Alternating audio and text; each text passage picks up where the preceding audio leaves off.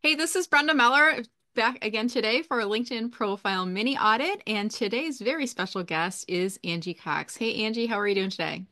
I'm doing great, Brenda. Thanks for having me. Thank you so much for being on. I'm going to go ahead and get your profile shared up on screen here, Angie. And as I'm doing so, could you tell us a little bit about you? So tell us your name, what do you do, and who do you help? So, I am Angie Cox. I am a clinical unicorn that translates clinical ease to med tech and health tech professionals that are trying to break out into the healthcare realm. Okay, so break out into the healthcare realm. So does that mean expanding beyond being in the practice to doing something on their own? Or tell me a little bit more about what that means. Oftentimes, healthcare can be really difficult to break into, Mm-hmm. especially if your background's more technology driven or business driven and things of that nature. So, a lot of folks come to me because they honestly don't know how to get in. Once they're in, they then have a little bit more difficulty understanding exactly what is needed in the clinical space and communicating with the clinical side of things, whether it's doctors, CNOs, chief nursing officer, your chief medical officer, all of your clinical leadership and things of that nature that are really trying diligently to explain what they need. And I'm the one who gives them the realistic stories to help them kind of pinpoint exactly why they're there and what they can do to help. Okay, great. So it sounds like you're speaking to people who will be in a leadership role within the healthcare realm. Is that correct? Yes. Okay, wonderful. And do you have any specific questions about your profile, your page, your activity on LinkedIn, or are you just open to some general pointers? A few questions, but go ahead with general pointers and then I'll poke my questions in where I see fit. Okay, sounds good. Okay, so first thing you've got at the top of your profile, really great headshot photo, and then the banner image that you have in the background. I'm curious if I were to click off of your profile and go to your website, is there similar imagery, colors, fonts, things from your header that are on your website? Colors and fonts, yes. Imagery, no. Okay. So that might be something to think about, especially if I'm not sure if this header image has it been on your profile for a while or is this a fairly new image? It's a few months old. Okay. And a few months old is not old at all. I look at if you've updated it at least once in the past year, you're in good shape. But what I like as a marketer is to see some brand continuity. So if I were to leave your profile and go to your website, I want to see that some brand imagery or some brand continuity. It gives you that warm, fuzzy feeling like this is a fully baked business. And yep, I'm in the right place within there. So that might be when you're ready to do another header image update, which again, at least once a year, but you can certainly update it more frequently, twice a year, quarterly, or even monthly. Might be something to consider. And I always think, Angie, about your header image as like a billboard on the side of a highway, and your profile visitors are like cars driving by. And we know that cars will drive by the same billboard multiple times. In LinkedIn, we know that people will come back to your profile again and again, especially if you're posting regularly, if you're commenting regularly. And maybe someone's been here before and they come back and there's a new image, an updated image inside the header, and that might capture their attention and speak to them. What do you think about that? No, I love that. I love consistency. So I try to be a consistent across all words. Okay, great. And you're a member of my recipe program, so it's for someone like Angie, it's a little bit more challenging for me because she's followed so much of my advice already. In terms of her name field has really great designations in here. Her headline has a lot of the elements that we've already spoken about, speaking to key messages for your ideal target audience. I'm going to click on contact info just to see what's inside here. You're using the three websites in here. So you've got nautilussolutionsme.com is your website. The second link, it looks like it's for your LinkedIn newsletter. Is that correct? Yes. Wonderful. Nice creative use of that space in there. And then tell me about the third link that's in there, healingheartshub.com. That is still developing, but in honesty, it's truly to be more sensitive about elevating our healthcare employee experience. Okay. And so I want to offer a sounding board that's not connected with any or facilitated with any other hospital out there. So it's a safe place for them to come. So it's slowly turning into a community of healthcare professionals. Wonderful. Okay, so what I look at is inside the website section, I want you to keep in mind that the only people who are really going to see this are your first level connections. So I like to think about what are the three places you want to send people next after they visit your profile. as it relates to your business goals. So would you agree that those are the right three places? Yes. Okay, perfect. Good. So again, intentionality is all in place here because she's a member of the recipe. She's already doing a lot of the homework. This is a little bit more challenging to think about what else could I give you inside here. Let me just scroll down and see if there's anything else that is capturing my attention. If not, I think we might shift to you and to your questions. Yeah, nothing's really jumping out at me as I'm scrolling through. It looks like it's in pretty good shape here, Angie. So why don't we take some of your questions? Would that be okay? Yeah, absolutely. In the recipe program, you have these checklists, which are wonderful. And I have been going through the checklist. So on the first part of the checklist, I noticed that creator mode. Mhm. Is that something that's still going on? Do we still have creator mode? Does it exist anymore?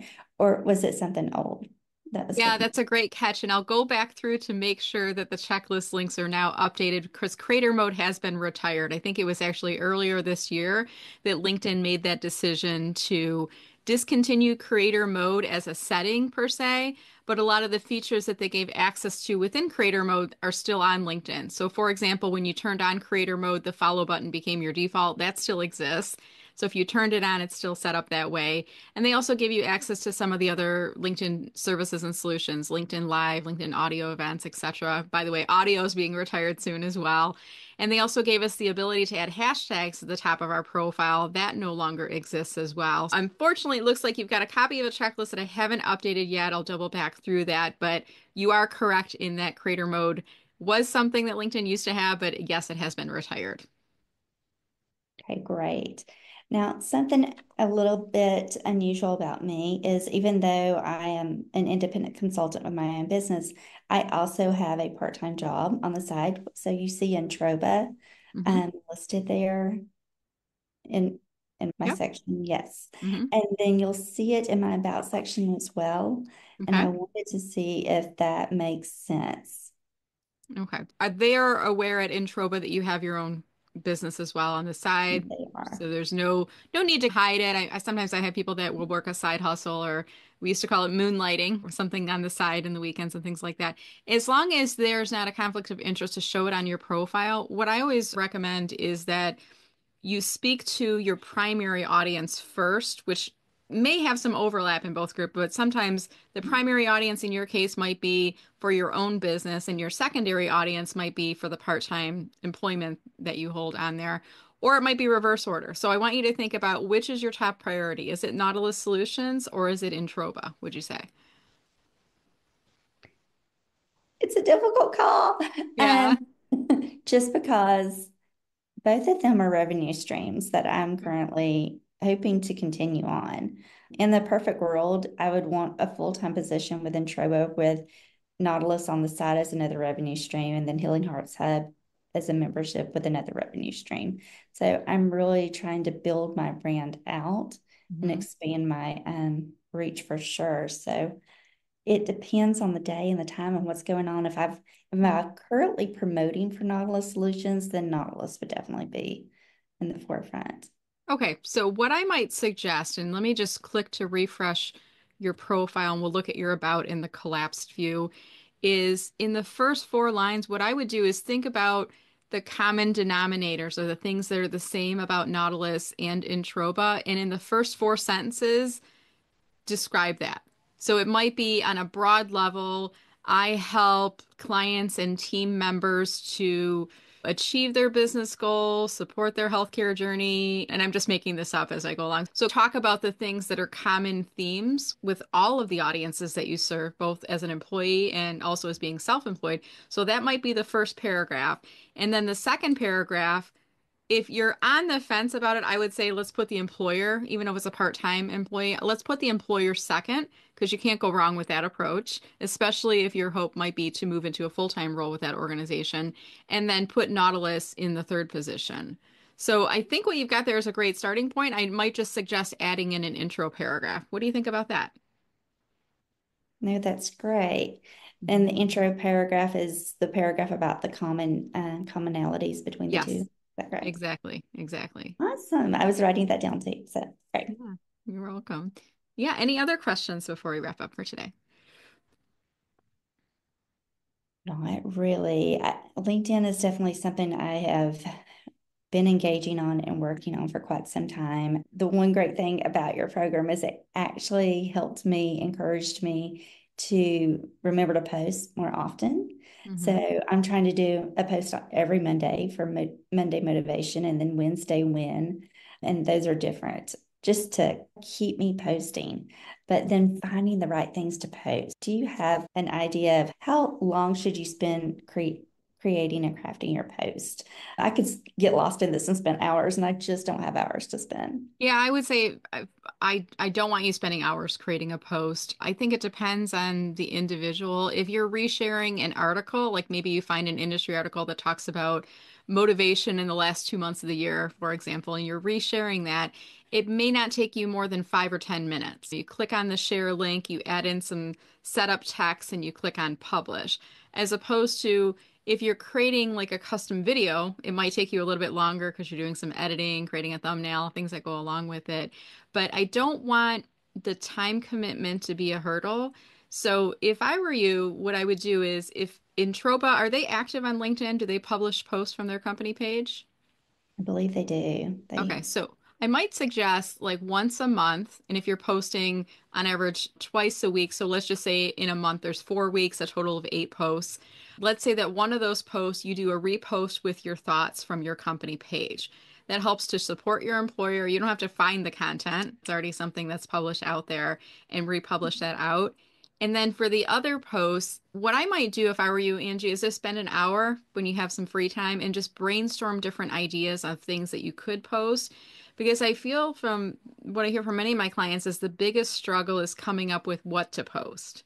And then once we have those ideas, it doesn't take as long to maybe knock something out, whether it's just text or a graphic that we create in Canva or finding a favorite inspirational quote from a Google search or an industry article, things like that. But if you have like a list of ideas to pull from, I think that can help with reducing the time it takes to publish posts. Does that help you? Yes, I think your social media calendar idea too would probably help a lot with that. Absolutely. Yeah. And Angie's referencing inside the recipe, we've got a content calendar bonus which kind of walks you through planning and brainstorming and coming up with different ideas. But yeah, certainly that could be a good guide for you going through that. Wonderful. I just need to schedule it and get it done. There you go. As we Slowly wrap but up surely. our time together today, Angie, I want to ask the question, are you open to individuals who either are watching this on YouTube or listening to it on the podcast later? Are you open to them inviting you to connect? Absolutely. Just please mention that Brenda and that you saw the podcast. Wonderful. And I'll just read it off for those that are listening on the podcast. You'll go to linkedin.com/in/Angela Cox MSN. And I will put the link in show notes if you're interested in checking that out. Let me just stop the screen share here. And I just want to say thank you again, Angie, for your time today. And looking forward to continuing to watch your progress on LinkedIn. Thank you, Brenda. Have a great day. You too. Take care.